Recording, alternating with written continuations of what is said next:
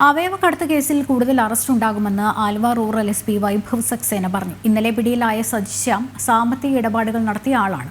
ഹൈദരാബാദിലും മംഗളൂരുവിലും പരിശോധനകൾ നടത്തുമെന്നും SP പറഞ്ഞു. വിവരങ്ങളുമായി ജിജീഷ് ഉണ്ട്. ജിജീഷ്, ഈ റാക്കറ്റിലെ കൂടുതൽ കണ്ണികൾ പിടിയിലാകുമെന്ന് SP സൂചന നൽകിയ സാഹചര്യം എന്താണ്? ഒപ്പം തന്നെ അന്തർ സംസ്ഥാന അന്വേഷണം, അങ്ങനെ ഹൈദരാബാദിലും മംഗളൂരുവിലേക്കും പരിശോധനകൾ നീളുമെന്ന് SP പറഞ്ഞ സാഹചര്യവും എങ്ങനെ നോക്കിക്കാണാം?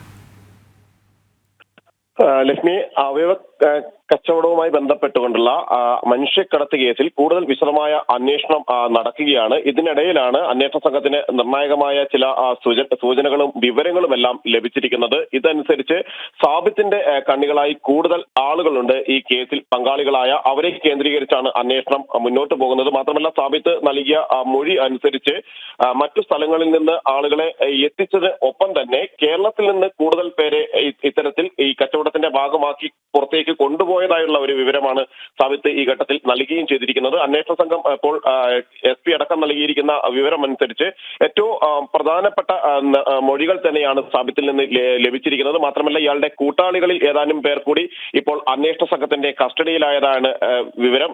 ഇവരെയും കൃത്യമായി തന്നെ ചോദ്യം ചെയ്യൽ പുരോഗമിക്കുകയാണ്.